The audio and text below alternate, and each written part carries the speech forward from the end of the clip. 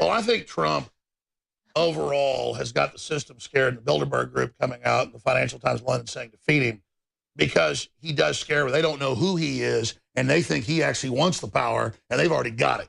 So I kind of say gamble. Why not just have some guy up there that we all know what he's doing instead of these shadowy groups behind the scenes? That's why. Here's the deal. I used to be against constitutional convention. They got senators on TV going, we're passing international martial law. And so at a certain point, I'm just like, you know, what does it even matter anymore? And I'm not ready to gamble on Trump.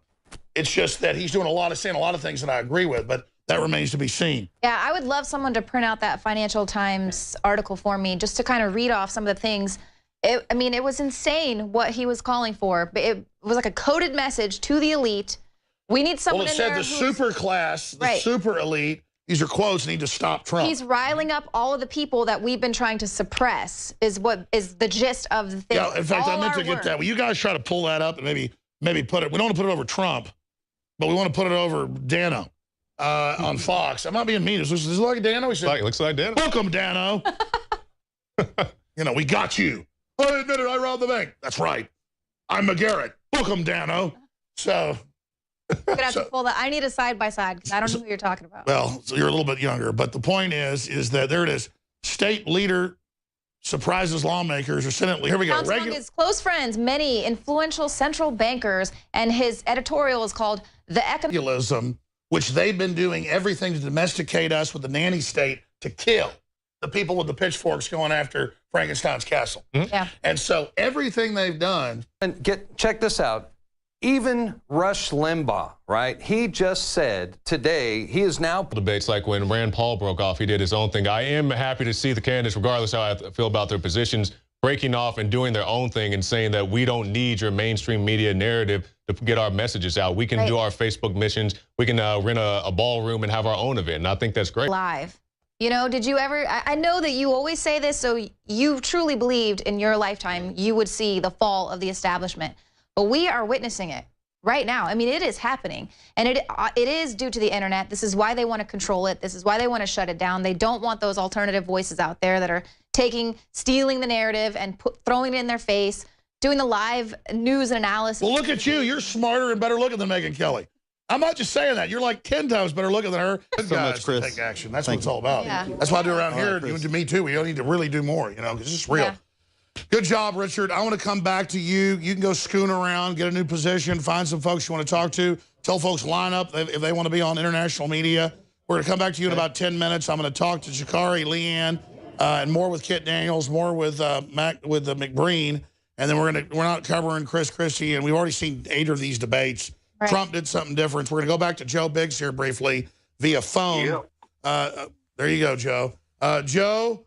You look very upset during the coverage earlier, and so tell us what's going on, and then overall getting to see the aftermath of the debate where Joe Biggs is right now. I'm not upset at all. Joe Biggs is completely and totally always stoked. Who is that guy? I mean, I'm telling you, they're done. They could only rule in a rigged game, and Trump's just the sign that they're screwed. And again, we're over here with the Trump feed right now as soon as that comes up, and we have C-SPAN backup. And let's not forget, we've also got David Knight and Joe Biggs, don't we? I know we saw them earlier. And that's, and you know what's great about that? We got David and them out covering the Oregon standoff. But they run the fashion industry on record, and they like people who look like men, and those supermodels are too skinny. Well, there are some pretty skinny supermodels. Can we play some Sir Mix-a-Lot? All right? Hey, I'll pull up quick and retrieve it. I think we'll get I'm proud of the fact that they have a transsexual as their main host, Megyn Kelly.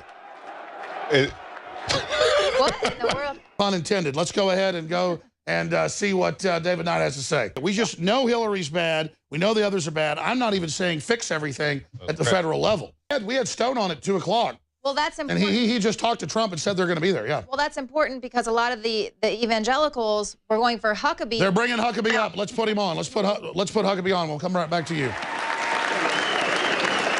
Right. And you know what? America did do a lot of that, and now we've become what was 5,000 years old. So damn smart. I love my reporters. Yeah, I mean, well, appreciate the compliment. But yeah, it's like June 21. All it is neo-feudalism. And then I was reading. Look at that shot of Jakari right there. I mean, it looks like better than The gist of that article that was written by the Financial Times guy. He's like, the serfs are revolting. Oh, this is terrible. We must stop this.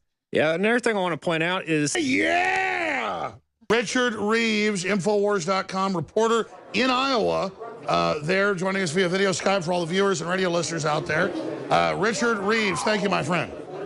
Yes, sir. Thank you, Alex. So brother, I don't know if he can hear me, but... No, he can't hear you, Alex, but I'll repeat your question. Well, he humbles me because we're kind of having fun here tonight, excited about Trump, but I like what Trump said, and I watched most of it, but I missed it. I tell him I love what Trump did. I like to focus on veterans, but thank God he brought up the denial of care because he hoped Trump gets really aggressive with the denial of care issue and the computers that decide to put him on death list. Okay. Well, Chris, Alex hopes that Trump really gets aggressive with the denial of care and getting veterans the treatment they need. And so Alex really... Oh, yeah, that's it. Good men like Alex. Okay. Yeah, but tell him that Tell him I didn't want to intellectually go with him because he's this brash guy and this caricature, but my gut the whole time has been, this is big, it's happening, and my gut is more sure than ever. And my gut's never been wrong. I'm going with my gut. I'm backing Donald Trump. Chris, Alex said at first that Donald Trump's brashness kind of... Feet to the fire. We need to get the veterans are the ones that need national health care. Be able to see any doctor they damn well please. Right, exactly. And they use the VA to prey on our veterans. And to be clear, when I said brash, that's not the right word. Just his whole history, things he'd done, kind of liberal, whatever. But now it's clear. The Bilderberg Group's against him. I'm for him. Yep. And Alex, earlier I actually... And that's what Trump says he'll It's not stop. getting down to these young kids that we're sending over to get killed and maimed. And, Right. I'm 50 years old. If I die tomorrow, I've had a great life. But I see these kids just starting out and dealing with medical problems that I've got. And well, let's go it back. just brings me to tears. Ask him for his person and ask him if he's got any contact info for viewers or folks out there. Because I'm past the government helping folks. We can see if folks want to get in contact with him. Right, like Big said, help them directly if we want to donate. Chris, Alex says God bless you, and that if you've got a website so much, Chris. Take action. That's what it's all about. Yeah. That's why I do around here. Chris. You me too. We don't need to really do more, because it's just real. Yeah. Good job, Richard. I want to come back to you. You can go scoon around, get a new position, find some folks you want to talk to. Tell folks line up if they want to be on international media. We're going to come back to you in about 10 minutes. I'm going to talk to Jakari, Leanne, and more with Kit Daniels, more with McBreen.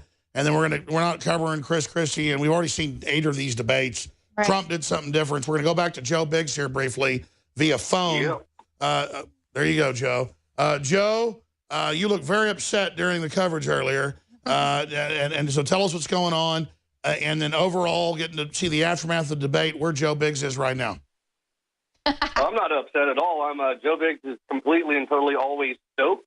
Who is that guy? No, your real view of InfoWars. You got a boss that calls you a grumpy cat on TV. He's going to give you some friskies. Why am I a grumpy cat? It's the top. That's one of the top 5 favorite things. It's like an iceberg in there. I love it. It's sexy. It's all dark. There's weapons everywhere. If people actually saw what was going on here. Yeah. Oh, my goodness. Look, there he is. I've got like a Mossberg shotgun. It's like, I'm sorry, I get hot. You're like, oh, everyone's lizards around here. Ugh. Yeah. I got a fan on high. Biggs, why do you think they love living in heat? What's wrong with them? I don't know. I don't get it. Watching, it's funny, we're like video, but we're mainly audio. Explain about what happened a few years ago to Michael Hastings when his car went and turned into a Roman candle in L.A.